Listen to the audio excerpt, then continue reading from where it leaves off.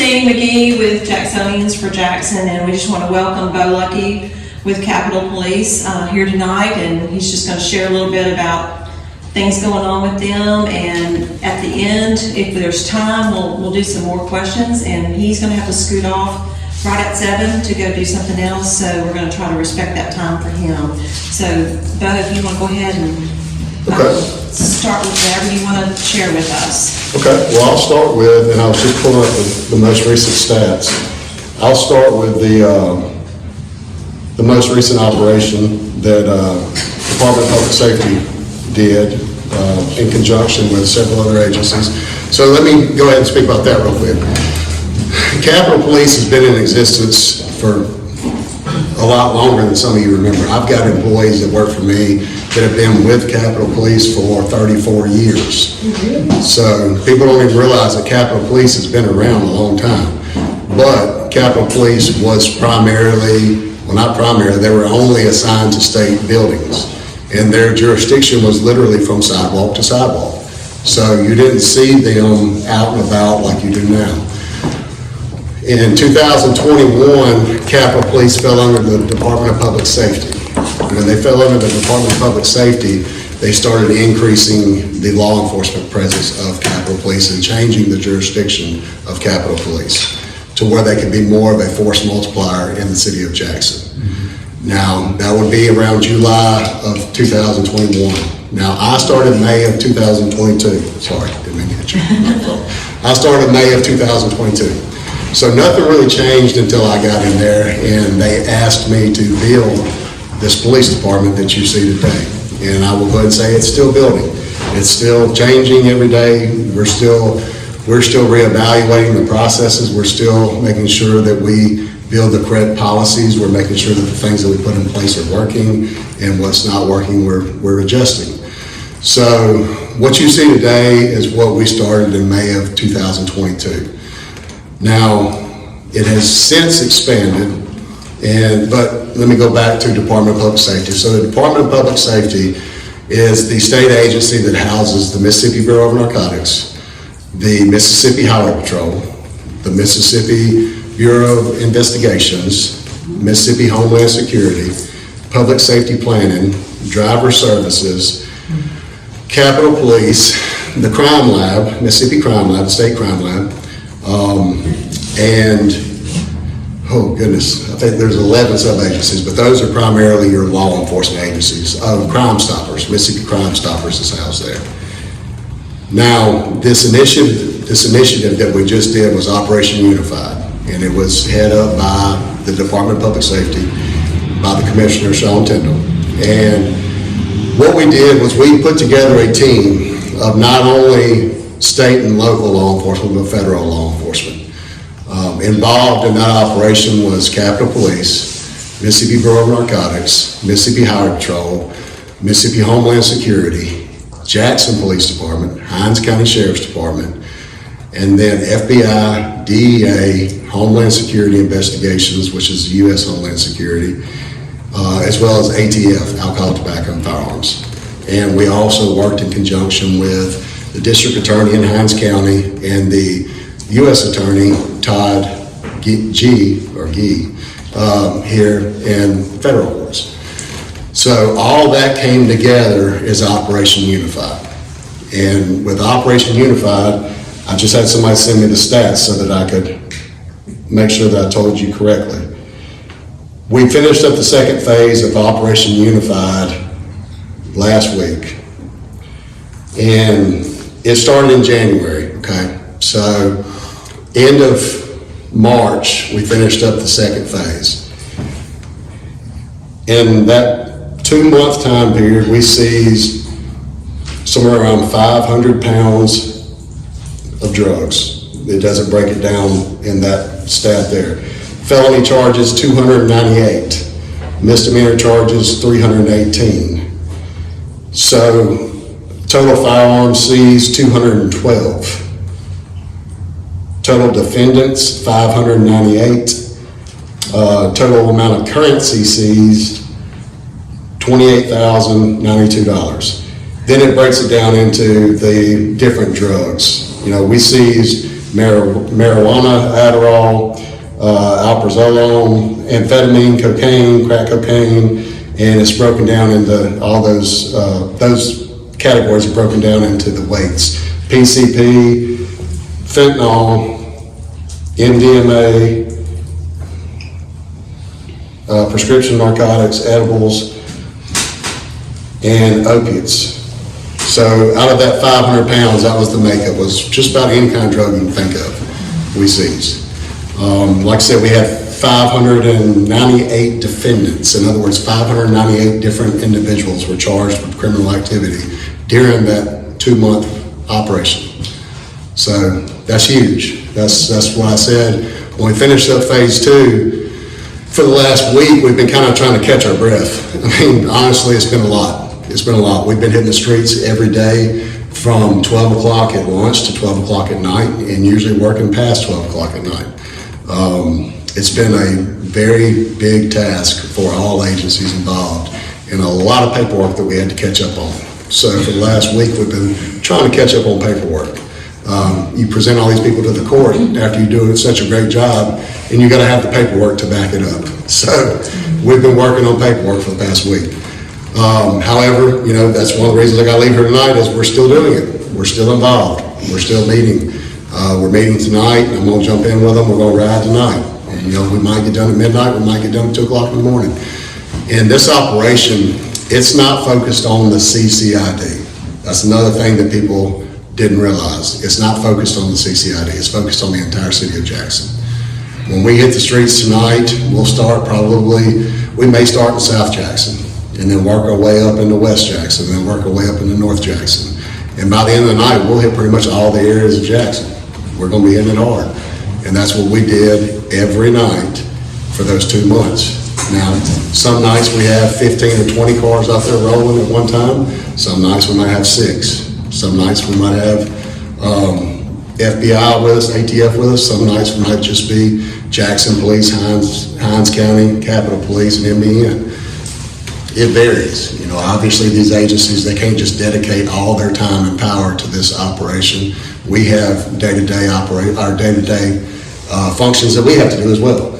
So we understand that. But the big thing is that during the last 2 months, the crime rate did slow down. It did. And it showed to be working. Like I said, we've never said we're going to get rid of crime altogether. That's an unrealistic expectation. You know, I started my career at the city of Brandon, and for many years running, the city of Brandon and the city of Madison went back and forth with being the number 1, number 2 safest cities in the state. We still had crime. Okay, you're not going to get rid of it, but we're doing our best to focus on violent crime. And that's what this initiative is about, this operation is about. And when you're focusing on violent crime, it's not as simple as focusing on the actual act itself. You have to look at it and break it down into what's behind all this violent crime. And that's what we had to look at. And what we determined to be the elements of, that's the common denominator of this violent criminal activity is going to be drugs, guns, stolen vehicles, and interpersonal conflict, whether it be with a group of individuals or whether it be with a pair. You know, it's interpersonal conflict. A lot of this stuff that's happening, they know each other. It's not always random acts of violence. There are people that get caught in the crossfire. There are random victims. But for the most part, these shootings happen over conflict that they have with one another. Whether that be drug-related, gang-related, you know, we don't ever know until we get into investigating it. But our point is that we have to be able to identify the elements leading to this activity before it happens. Now, go ahead. You had your hand raised for a minute. Wait till you get to. No, I was just curious because, you know, I have great respect for the police. You know, I have great friends with police officers. But it does concern me in some jurisdictions that a lot of pressure on police officers for, you know, promotions or whatever, are partly judged by, you know, the number of tickets they hand out, the number of arrests they make. How do you quantify the performance of officers And do you, I mean, it seems like to me it should be weighted that certain types of busts, I guess, should be given more weight than other things. Do you have a way of quantifying your officer performance that is weighted in that way, or some arrests are of a greater, higher quality, I guess, for lack of a better term? Yeah, I think I see what you're saying. Yeah. Well, and when you're dealing with personnel issues like promotions, obviously you've got to be able to show a work product. You know, you've got to be able to show you're doing your job to get a promotion or be looked at for a promotion. I am not the person that looks at stats and says that is an indicator that you're doing your job. Obviously stats mean something. Obviously stats matter.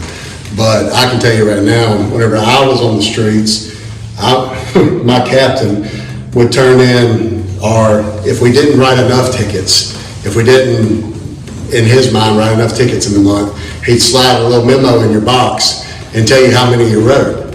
And I'd pull it out and be like, wow, I wrote 4 this month. I said, wow. Get everything cleaned up really well, and there wouldn't be so many people to arrest, so then all of a sudden you're like, well, y'all making an arrest, y'all doing your job because everything's working right. Well, I can see a lingering, you never want to gauge your actual personnel promotions and things like that solely based on tickets. And I've had this discussion with some of my officers in the past. You know, just because you write a lot of tickets, it doesn't mean that you're going to make it to a supervisor role. Because if you write a lot of tickets, that means you'd be a great traffic cop. Because that's what they do. They write a lot of tickets. They work a lot of wrecks. That's your niche. That's what you like to do. You know, me personally, as a patrolman on the streets, I prefer to deal with the bigger issues. You know, I was the first one to show up when there was a fight involved, or when there was a gun involved, or knives involved.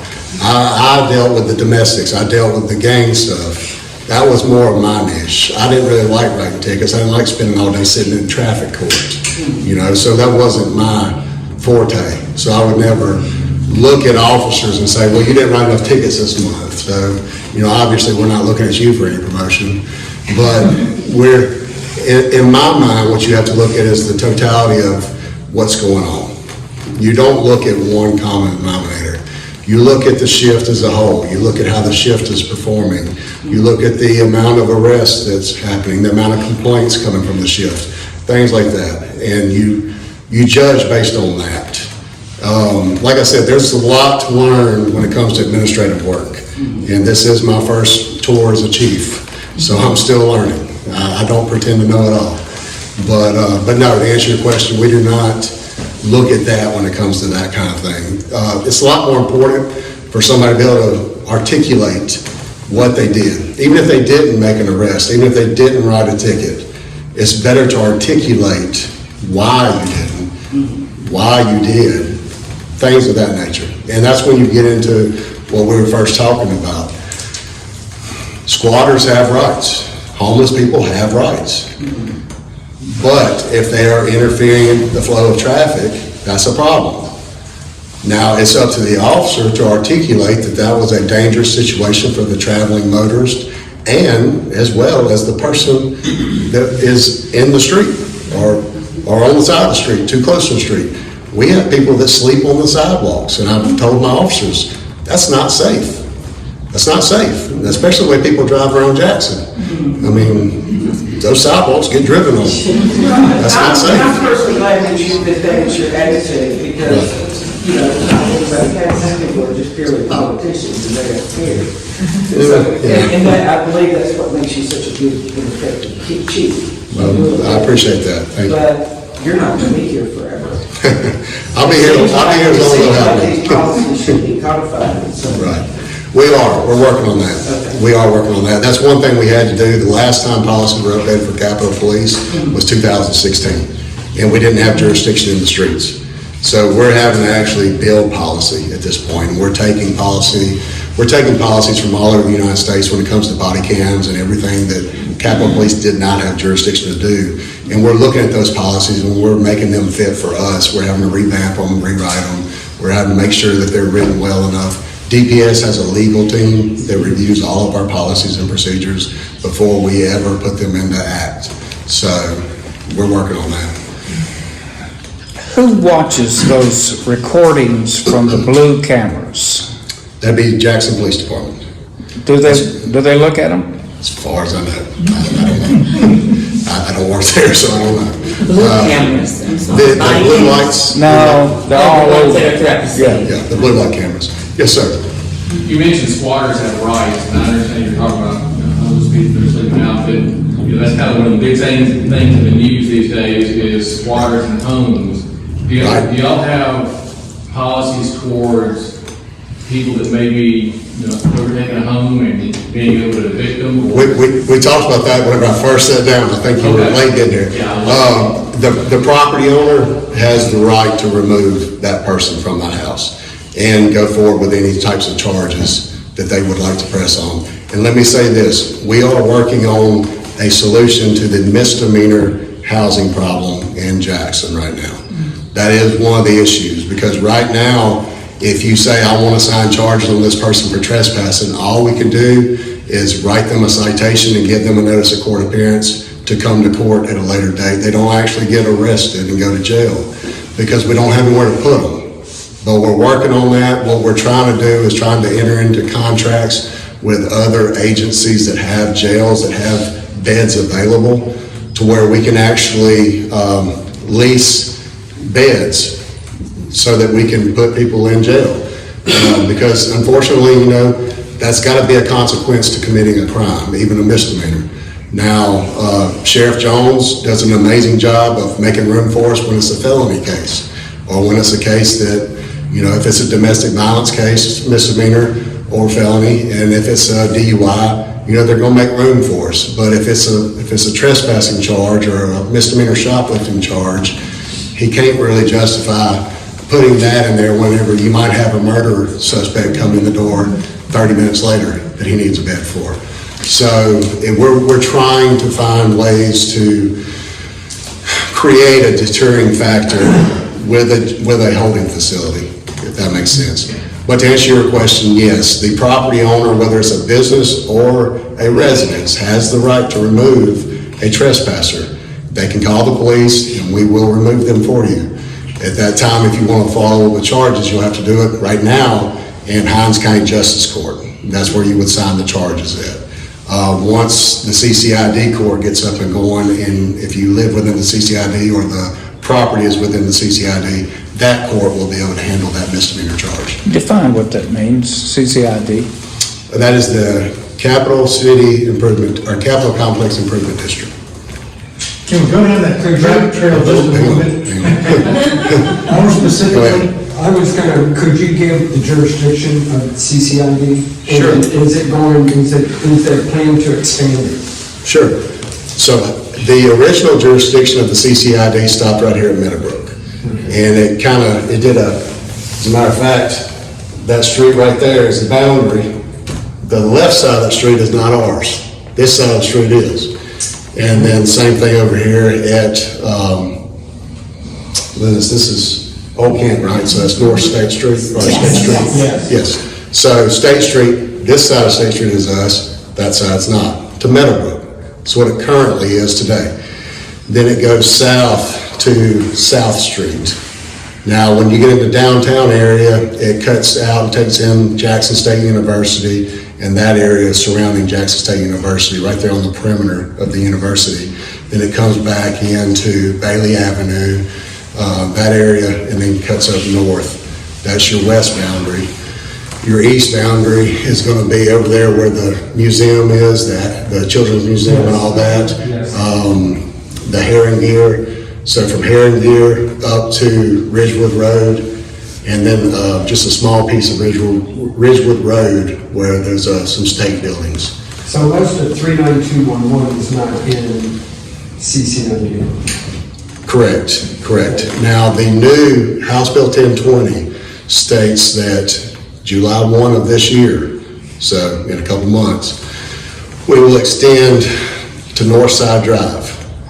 So the CCID will move up to Northside Drive at the first set of railroad tracks, it will start there. That'll be the northwest corner of the CCID, and it will expand to the functional linear boundary of the Pearl River banks off Northside Drive. So it'll go all the way to the river, the Pearl River. Then it'll follow the river back down to Herring Gear, just like it does now. And it will then, the south boundary will extend south to Raymond Road. So you'll take John R. Lynch Street to Ellis Avenue, and then Ellis Avenue down to Raymond Road. And then at the point where Raymond Road cuts across to the north side of I-20, we'll then catch the north corner or north edge of I-20 and follow it through the stack and come back up to Herring Gear. So it extends quite a bit. It doubles jurisdiction July 1. It'll go from 8 square miles to about 17 square miles. Yes, sir. Okay, piggybacking off of what Martin was bringing up, revisit this. Let's unpack the scenario and the situation. Homeowners leave to go on a excursion for the weekend. They come back and there's someone who has falsified a lease document and gotten a locksmith in place and changed the locks, and they're occupying their property. Okay. And this property has been paid for by them. They don't have a mortgage on it. Now what? What do you, or what's the scenario where that homeowner has ability to immediately get back into their home without any sort of fuss or muss going to the courts on a, protracted event? I would assume that your property is still in the home to include your papers and belongings. Well, I mean, if you're talking about a weekend getaway or a week-long getaway, they're not gonna move you out. So I would assume that all your paperwork and belongings are still in the house. Utilities are still in your name, certainly. You're gonna have proof that that's your house. They can be kicked out, they can be removed. You're talking about, what you're talking about is what I dealt with at the AG's office. These people that will take old listings or listings that aren't even available anymore and post them on Craigslist and other avenues and have tenants pay a deposit and show up there to live, thinking that that's really their house. I've never heard of that being successful and anybody actually moving in, but I've heard of the scam quite a bit. Have you heard of somebody actually taking residency? No. Okay. However, on the local news networks, that has been coming up as a subject that looks viable, that someone could actually carry forward, and you'd be basically handcuffed to a court appearance until you're able to. Absolutely. I mean, if I was a scam artist, I could take everybody's house in here is on Zillow.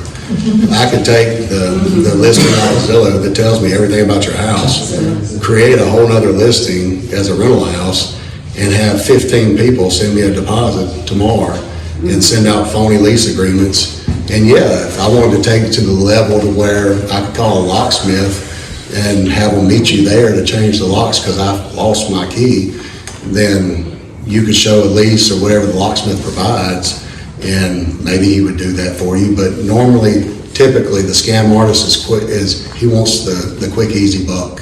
He's okay with you sending the deposit and him never hearing from you again because he just wants that $500, $200 deposit, and he's getting it from you and 15 other people.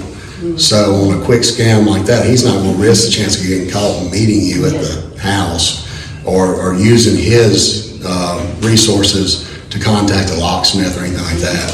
Usually. Now, they may have gotten a little bit more brave since last time I worked on those cases, but more often than not, it stops at the deposit being sent. And that's when you realize you've become a victim, that this house doesn't even belong to this person because you've either ridden by it and seen the people there or something. Yes, ma'am. Why can't the CCID cover the whole city limits of Jackson? That is a legislative question. That is not a question for me. Well, I shop at Kroger, I-55 and lately, I'm scared to go over there. So, House Bill 1020 originally was going to extend to County Line Road, and they backed it back to Northside Drive. And the reason why they backed it back to Northside Drive is they realized that while while it was a good idea to expand it, it was also, or in their mind, a good idea, it's also going to be very costly, because in order to maintain the law enforcement presence that you have seen in the CCID, you would have to maintain that growing forward. So, for example, just the increase I told you, that's just a Northside Drive, we're requesting 50 more officers. With the legislators knowing that we need 75, and we're hoping to get 50, because we want to maintain the presence that we've had in the CCID to this date, and in this new jurisdiction that's about to expand to. And look, we're taking in Highway 80 in some areas that's going to need a lot more police saturation. Some areas in Northside Drive, they need a lot more police saturation. So, 55 Kroger really needs it. yes, I agree. We don't shop there anymore, we go to Fleetwood. I agree. Yes, ma'am, go ahead. Have y'all considered using one or more of the closed schools as a temporary holding facility for the troublemakers? Because they know when they get stopped, they're going to be let go. So if there's a temporary holding spot for them, that might help deter. Absolutely. So, and that's what I was referring to. Whenever you're dealing with misdemeanors, generally you're looking at most a 48 to 72 hour turnaround. People don't stay in jail long on a misdemeanor charge. Usually it's 48 to 72 hours. So, but that is still, that's bothersome. Most people don't want to go to jail, period. So, and that's what that does. When we're able to get a holding facility or get a situation worked out to where we can utilize a facility, then that will add another layer of deterrent, because, I mean, people don't want to go to jail, even if it's overnight. You don't want to. But if you just get a ticket and get to go on about your day, that's not much of a deterrent. You know, I can cast some light on that idea, though. The one problem with all these schools that they're closing, which, we just don't have kids anymore like they did, is when those schools were built, most of them have asbestos in them, which is fine until you start trying to remodel. Right. And then it's a problem. Well, and I don't know what the situation is in the schools. And to answer your question, in talks with the legislators, we have talked about where would we put a holding facility? Because we've talked about Capitol Police having a holding facility. Don't know that we ever will, but it's been talked about. But that is one of the questions. Would we build a holding facility, or would we find a building and renovate it and make it a holding facility? I mean, there's challenges both ways. Or will we just find a plan to utilize other holding facilities and just continue doing that? So that hasn't been worked out yet, but yes, it has been talked about, not specifically schools, but it has been talked about that some of these bigger buildings could be utilized as a holding facility. We have a lot of vacant buildings around. Right. Yeah. So, Well, hang on. I have a question on these 911 calls. Okay. The question is, suppose there's an emergency in the house, a break-in or something. Typically, how long would it take to get a response to that?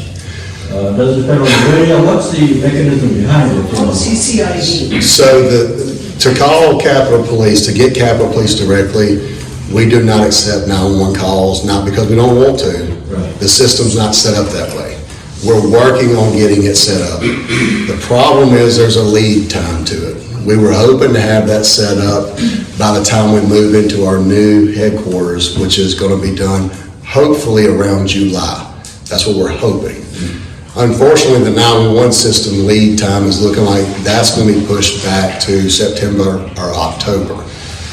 We have dedicated dispatchers working 24 hours a day, three of them per shift right now.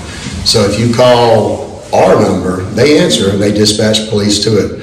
Our response time is generally anywhere from 4 to 8 minutes.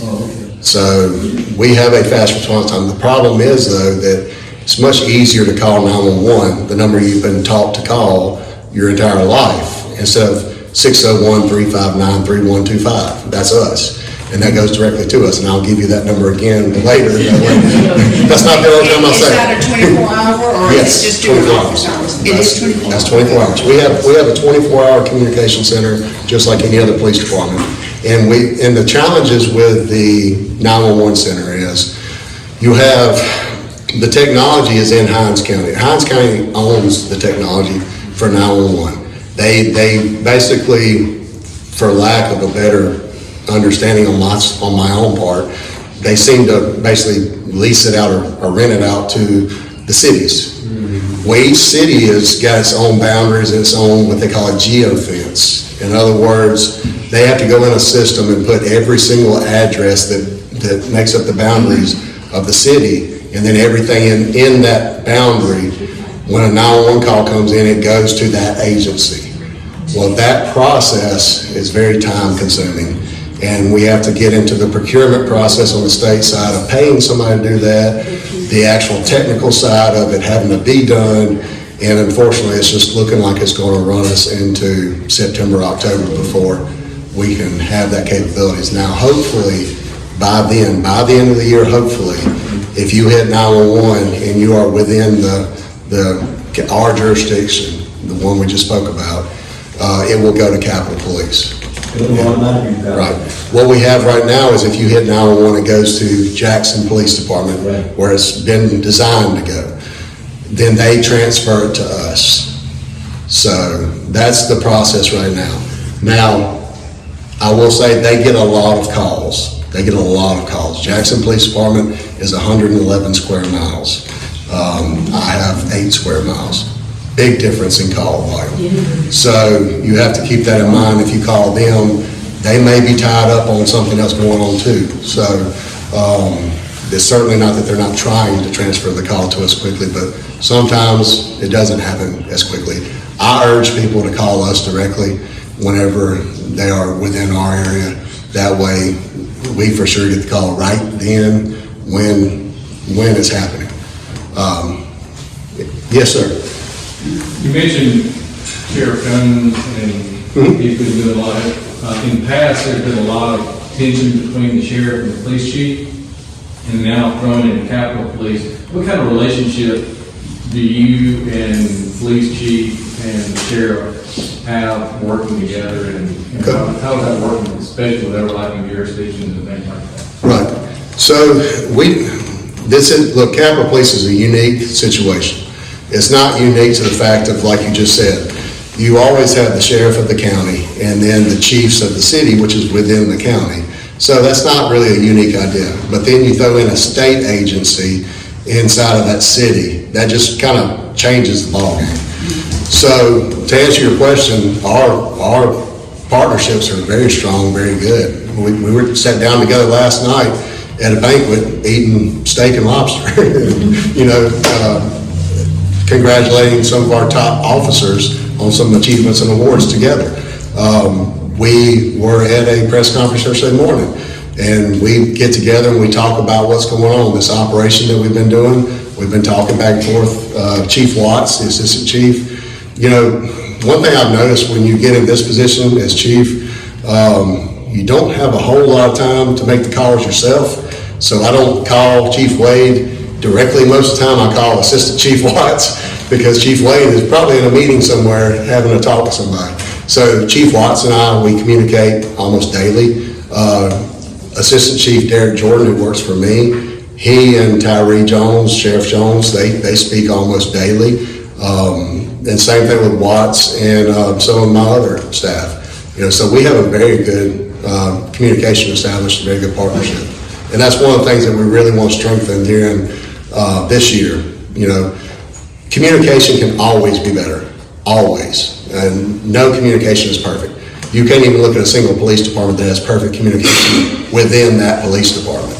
So obviously it's more difficult to communicate with other agencies when you're talking about exactly what you're talking about, trying to streamline efforts to where you're not both working the same thing constantly or working counterproductive against each other either. So we try to stay in constant contact, but that's one thing that we're trying to really focus on this year, is building that partnership, making it even stronger. Yes, ma'am. Is it your understanding that there's a contact person for Operation Unified? So the contact person, it depends on what you need. If you're I'm looking a citizen, and I tried for weeks to reach anybody, and everybody referred me someplace else. Like I said, it depends on what you need. I'll be more than happy to talk to you about it tonight if you would like. That'd be wonderful. Yeah, I'd be more than happy to.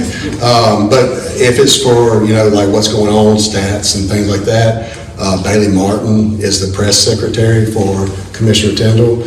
She's probably the best person to contact. And if I have her work number, I don't mind sharing that with you as well. That's okay, I have her email. Okay. Well, she's usually the best contact when it comes to a DPS-led operation like that, and she can usually point you in the right direction, but I'll be more than happy to talk to you after we get done with this. Yeah. Yes? So, inside your jurisdiction, who has overriding authority, you or JPD or sheriff? So we don't look at it that way. The way that it's written is that the CCID, the primary police agency in the CCID, is written as Capitol Police. However, Jackson Police Department has the exact same authority they've always had. Okay. And we would never say, hey, you can't do that, that's ours. So that's part of working together. Now, obviously, we want to try to handle it through Capitol Police. That way, it's handled one way. And that way we know that it's not multiple people doing different things. So obviously, any calls for service within the Capitol Complex Improvement District is going to go to Capitol Police. So any call for service, if it's going to go to us, we're going to service that.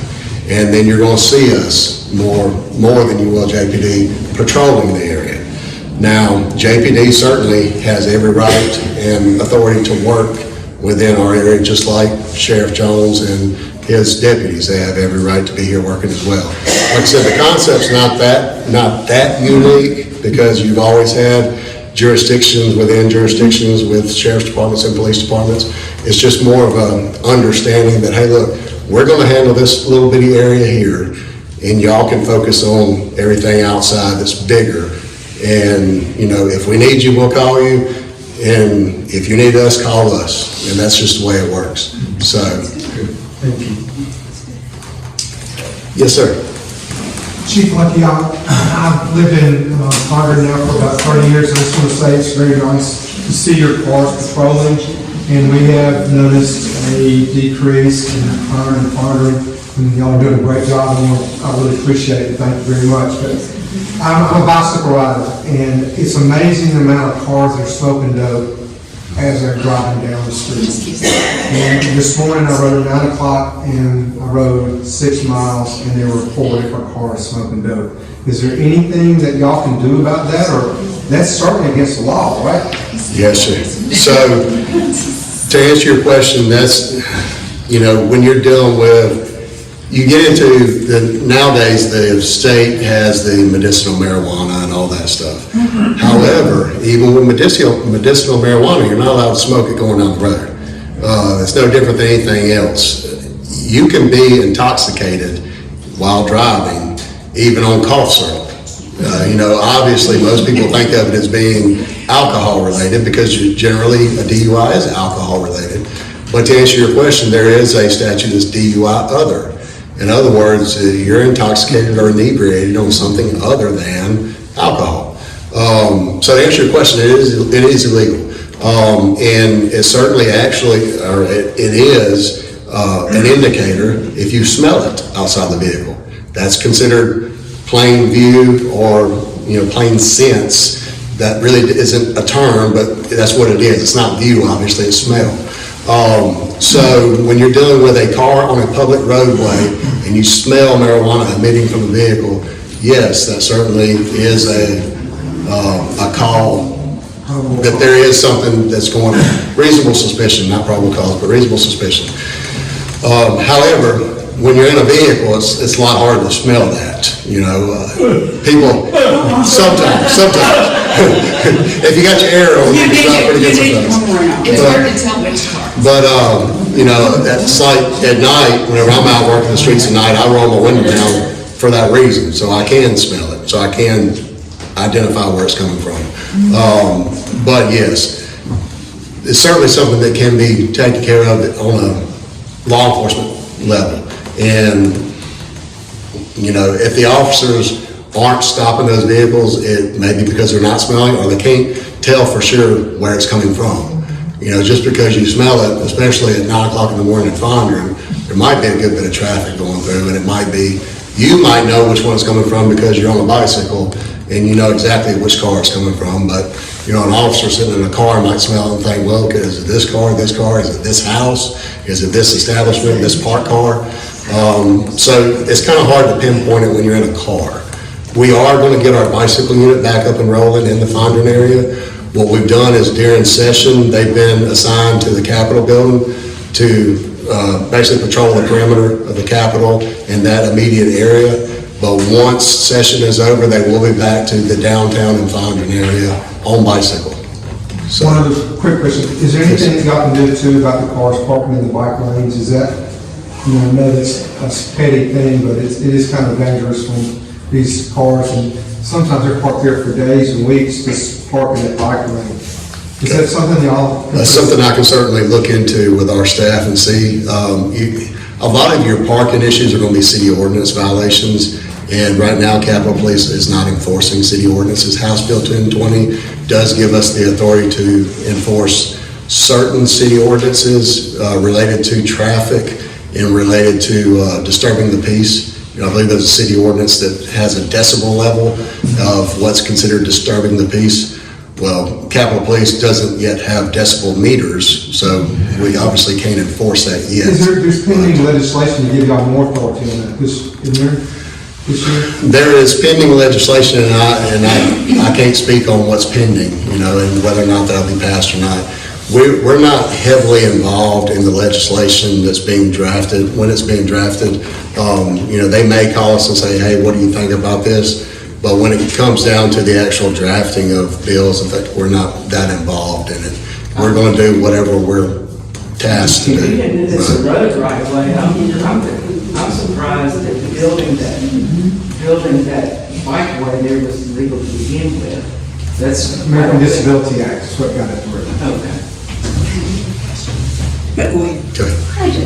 I know you're on a tight time. And Oh, no, you're good. We appreciate you coming No, all absolutely. together. But I do want you to tell us as citizens, what can we do for you? Okay.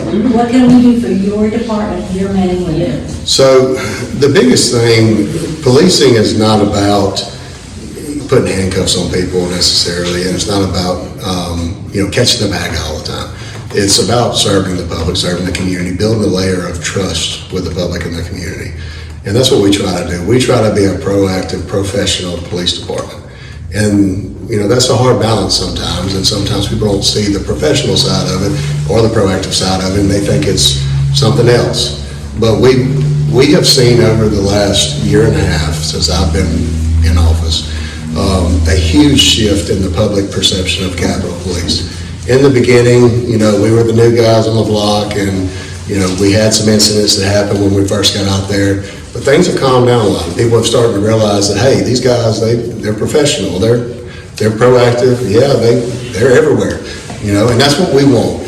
And I tell you, just like I said last night at the banquet we were at, you know, I spoke to the crowd there, and you have no idea how much it means to police officers whenever you just take the time out to say thank you, whenever you see them out, you know, that's huge. That's huge, because so often, you know, we get burned out because we're out here doing the things we're doing, and look, it's a tiresome job, it's stressful, it is. But we sometimes feel like our efforts are not being seen, not by the public, but even by the court system sometimes, and that's in every jurisdiction, all right, that's across the nation. Police officers get burned out with things that happen in court, because they're like, I feel like I'm doing all this work, and then nothing's happening you know, nothing is justified in the court systems.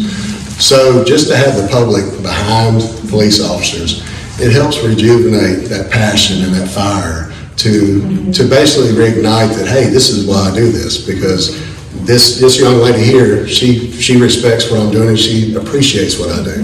You know, I've hired a lot of officers from other agencies, and every one of them are just blown away with how much appreciation they get here in the Jackson community. And it's all across the community. Look, the first time, I'll be honest with y'all, the first time we got in a critical incident was August of 2022.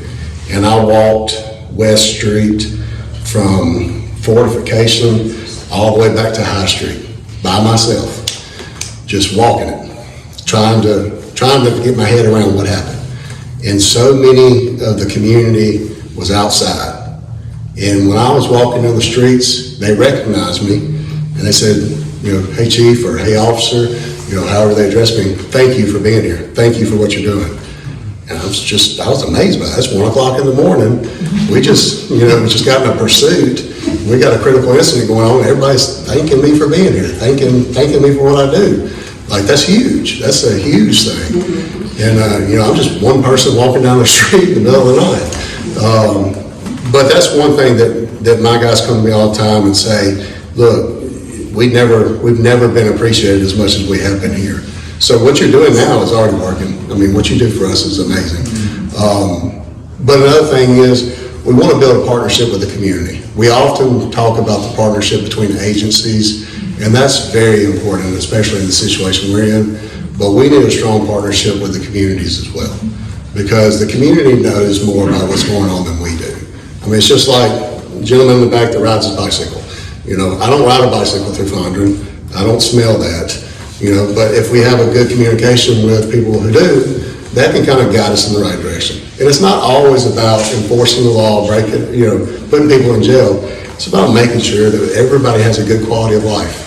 It's about everybody just being able to enjoy their property, being able to enjoy what they invested their time and money into. I was blown away by a lady in Midtown area who called me on the phone to tell me how much she appreciated Capitol Police. And she told me on the phone, she said, Chief Luckey, there was a time where I couldn't even leave my bedroom at night.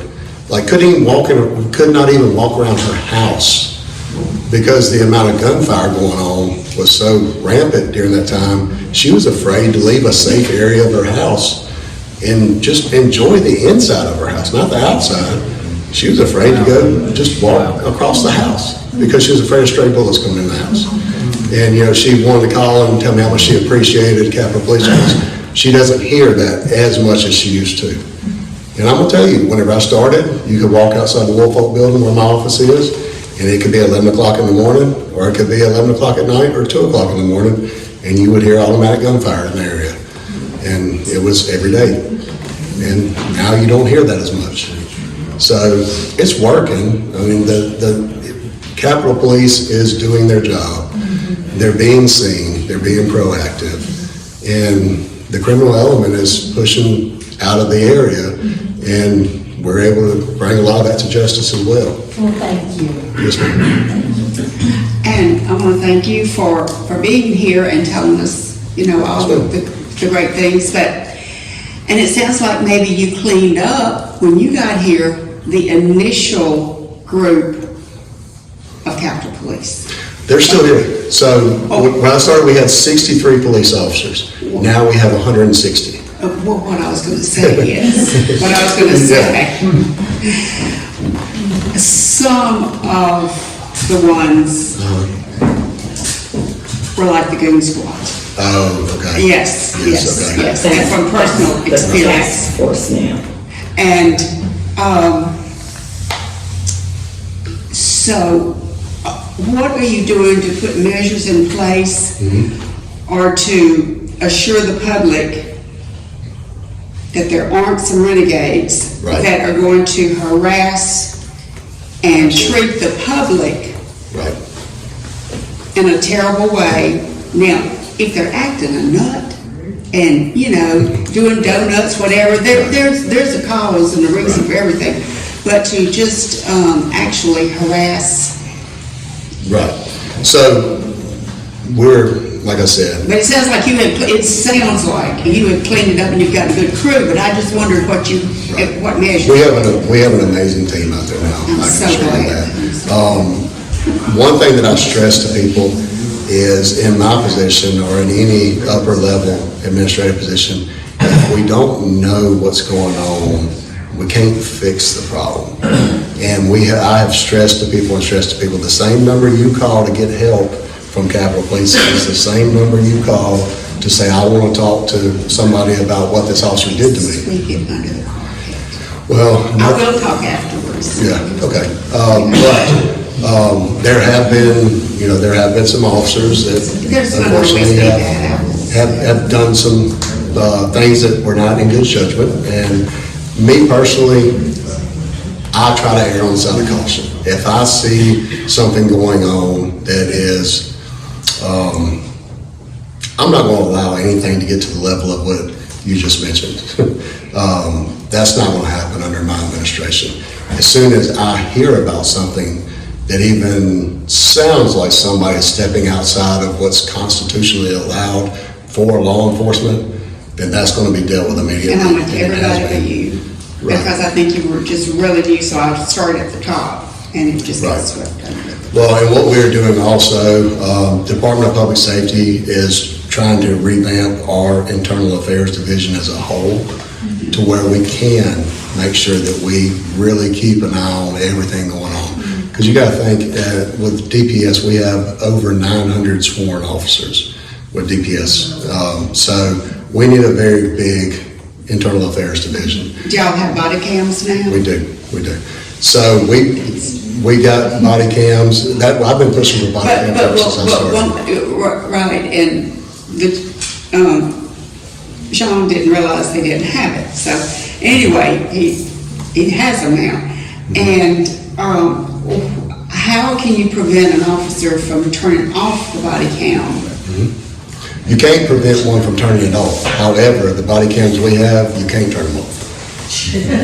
You cannot. You think you can, but you can't. So Too late for me now, but anyway, that's I didn't know. Yeah, so there's actually software out there now in body cameras to where they're recording 24/7, whether you turn them on or not.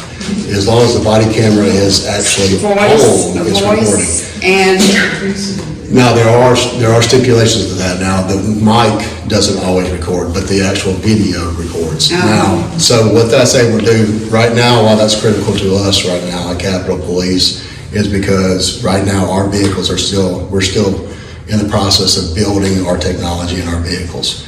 Your vehicle is what controls that body camera typically. So when you hit your lights, it turns on your body camera and your in-car camera. Right now, our vehicles are not set up to do that. We're working on that. I don't know how familiar you are with the state procurement process, and I don't want to bore everybody with it, but when you're dealing with technology, you're looking at anywhere from 13 to 18 months of getting approval to buy stuff. That has to go through the Mississippi ITS, has to go through this big, long process to buy stuff. Yes. Well, and there's reason for that, because people have abused the spending authority in the past. So, these measures are there for a reason. But unfortunately, there is a long, strenuous process. I've been trying to buy tasers since I started, because we didn't have anything. We didn't have anything other than a gun. Nothing. That's all we had when I started. So we have to have alternate means of detaining somebody without using our hands or a gun. So it took a year to purchase tasers. It's taken us a year and a half almost to get body cameras and in-car cameras. We want cameras. We want that because 97% of the time, it actually shows the officer is in the right. However, there is that small percentage of time where it actually shows what's really going on and we can take care of the problem. So these cameras that we have, like I said, the reason why these types of cameras are important for us is we don't have the software in the cars yet. We're working on some of the cars do, but it's a process of building that. They have to turn them on themselves. However, if they don't, it's recording anyways, and we can go back and pull that. So we have that now. And if they're not wearing it, they get written up. They have to wear it. And if you don't activate your camera on the scene, you get written up. So there's policy in place that says you will wear that camera and you will activate it. And just because we can still retrieve the footage, if you didn't turn it on, there's still punishment for that. So we're working on that. Thank you. Yes. Give us your telephone number again. Okay, 601.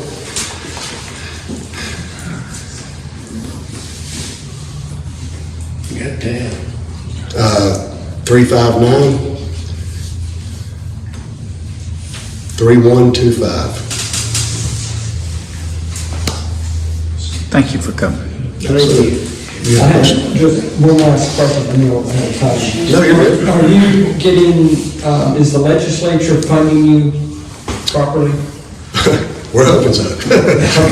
Yes, no, it's, I will say, the support we've gotten from the legislator has been tremendous. It really has. We have more that we need, and we're hoping to get that this term.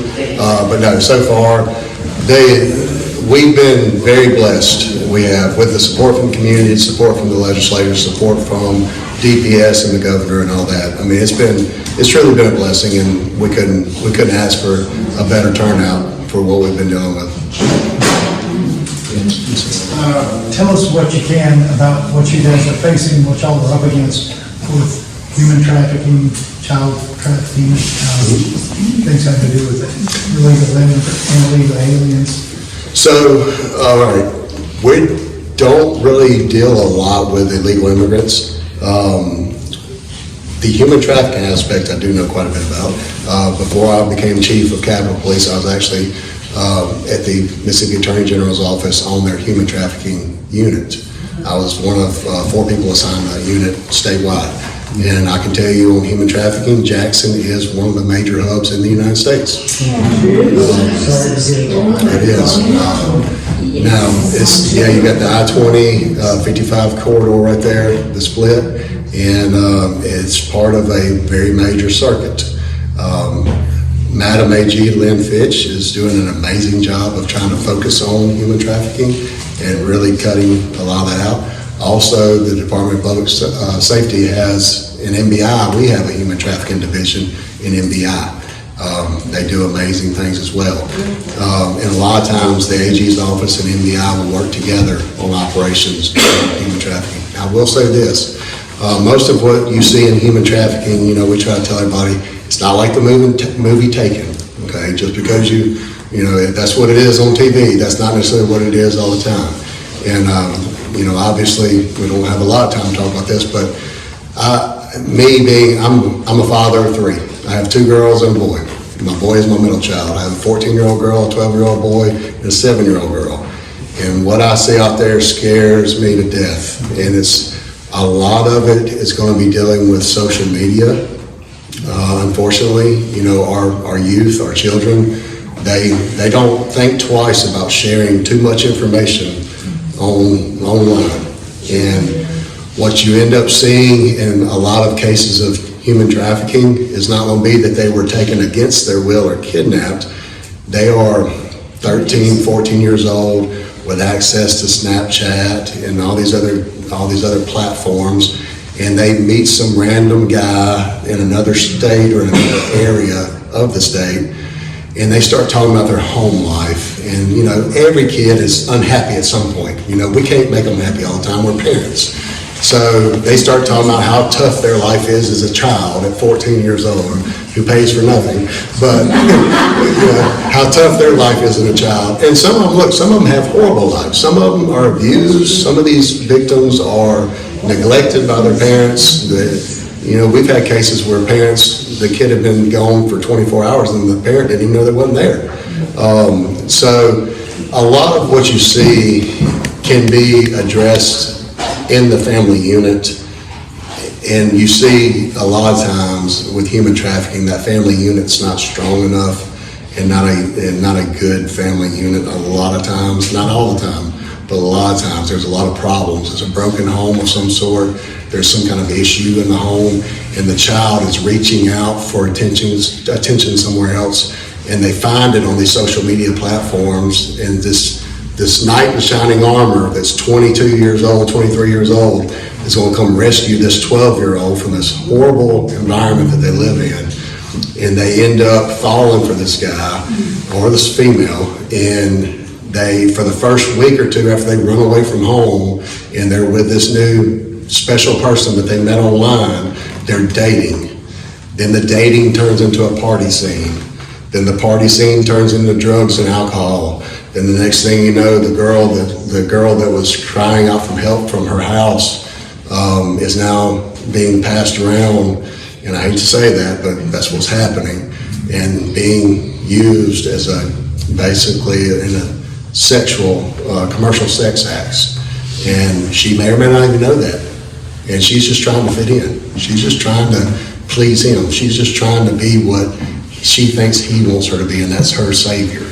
So there's a lot of times in human trafficking that it's not the chalk on the tires of the cars at Walmart. It's not, the random dollar bill that's in your windshield wiper that might have fentanyl in it. It's not that kind of stuff. It's not the van driving through the parking lot. It's your daughter sitting at home with her door closed on social media talking to who knows who.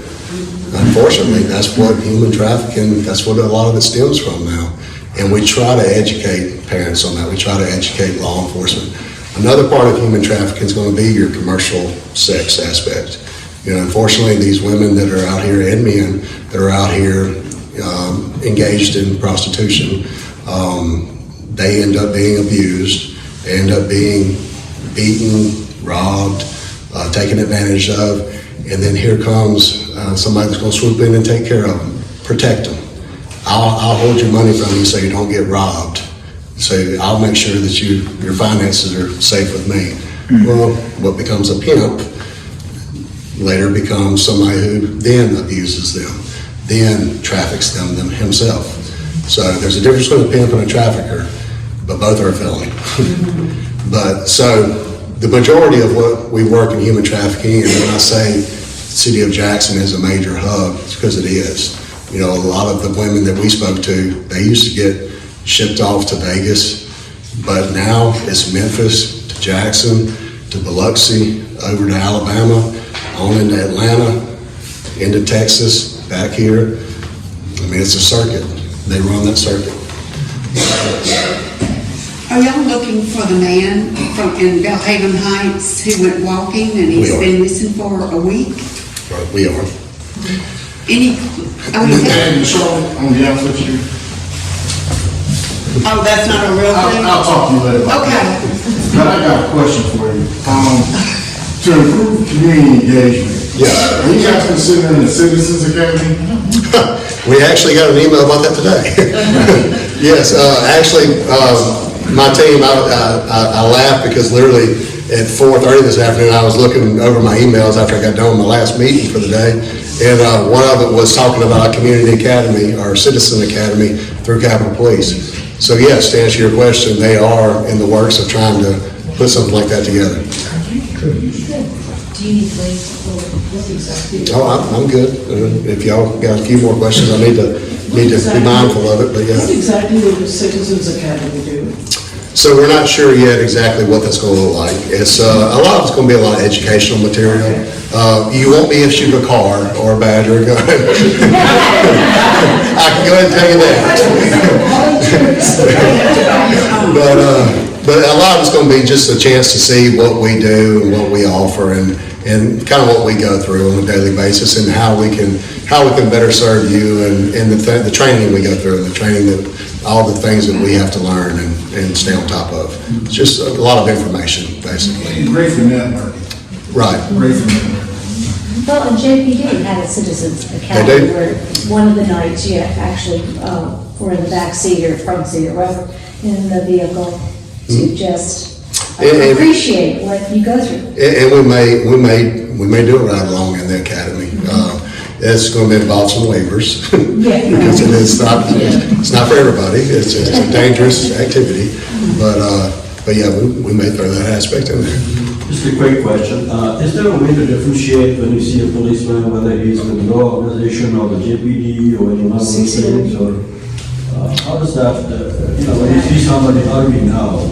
Okay, so the easiest way for me to explain that, well, the car, first of all.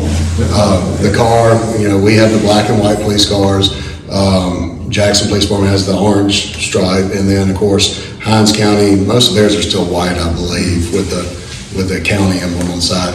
But then when you're looking at the officer himself, deputies wear, the badge. Most deputies, I believe they wear a star badge. And then, of course, the Capitol Police, we have a state emblem. And then JPD, they have a shield. a bigger badge. But then also JPD has a circular light blue patch. All of our patches are the same shape. However, a patrolman's is blue and the supervisor's is yellow. But it's the same big shape. And then, of course, a deputy wears a brown uniform usually, or a tan color uniform, depending on the agency.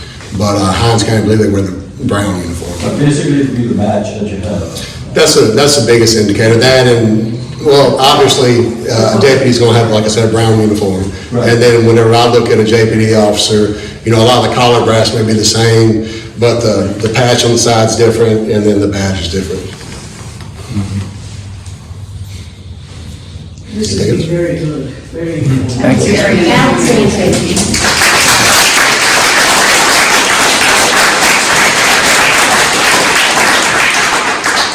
All right, we're done.